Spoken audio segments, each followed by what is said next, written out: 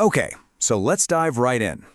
Inside every single one of us right now are trillions of tiny molecular machines. I mean, they're digesting our food, carrying oxygen, fighting off invaders. They pretty much do everything. These little workhorses are proteins, and today we're going to explore their incredible architecture. But here's the thing that's kind of mind-blowing. The blueprint for every single one of these complex machines, it's just a simple, one-dimensional line of code. So how on earth does that flat line of instructions manage to build the complex, three-dimensional machines that literally power life itself? That's the huge mystery we're unraveling in this explainer. And we're going to tackle this by leveling up, one step at a time. First, we'll talk about what these machines are. Then we'll move through the 4 levels of their construction: the sequence, the first folds, the final 3D shape, and then the assembly. By the end, you'll see exactly how that simple code creates a complex function. So let's start with a quick intro to these molecular machines. Like we said, proteins do all the work, and just like any machine, their structure is everything.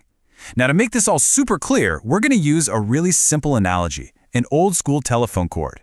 I know it sounds basic, but trust me, it's the perfect way to picture the complex levels of architecture we're about to explore.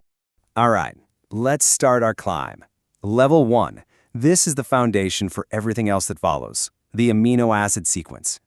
This is what's called the primary structure, and you can just think of it as a specific sequence of beads on a string. These beads are the basic building blocks called amino acids, and their specific order is the fundamental code that's written by our DNA. In our analogy, this is the telephone cord stretched out perfectly straight. Now you might be thinking, okay, a string of beads, so what? Well, here's why this sequence is so incredibly critical.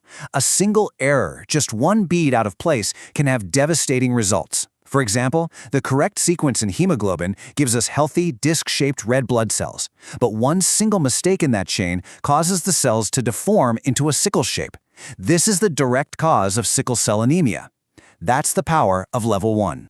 But of course, a straight line is just the beginning. That chain immediately starts to fold and coil up in very predictable ways. So it's time for level 2, the first folds.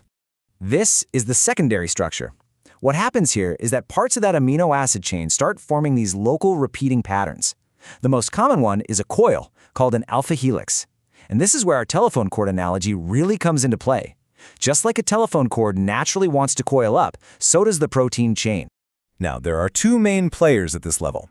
You've got the alpha helix, which is that tight, spring-like coil we just talked about, and then you have the beta sheet, where the chain folds back on itself, kind of like a pleated fan.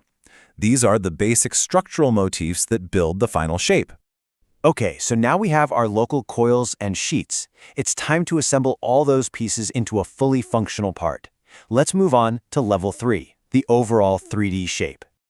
This is the tertiary structure. It's the final, compact, and totally unique 3-dimensional shape of a single protein chain. All those alpha helices and beta sheets, plus all the other bits of the chain, now fold and scrunch together.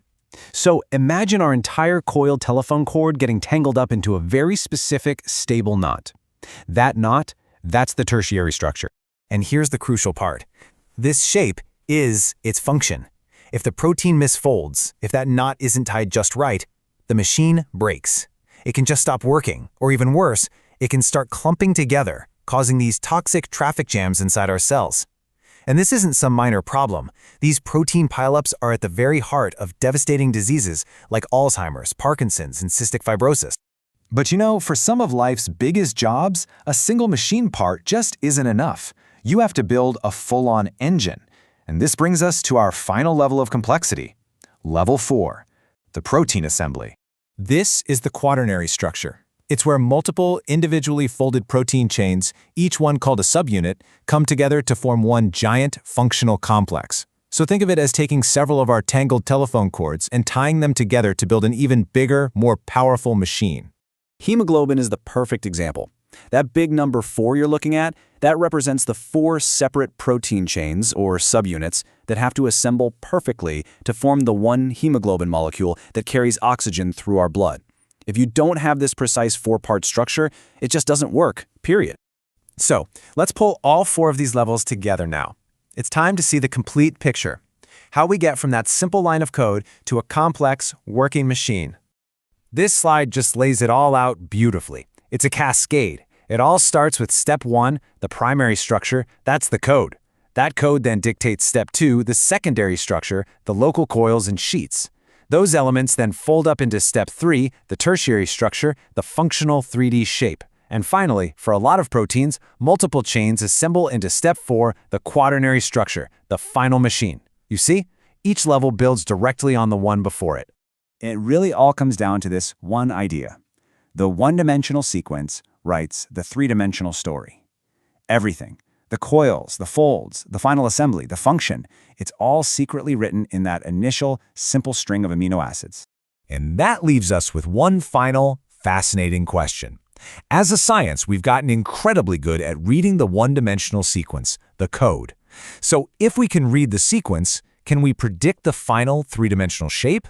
That challenge, what's known as the protein folding problem, is one of the absolute biggest frontiers in all of science today.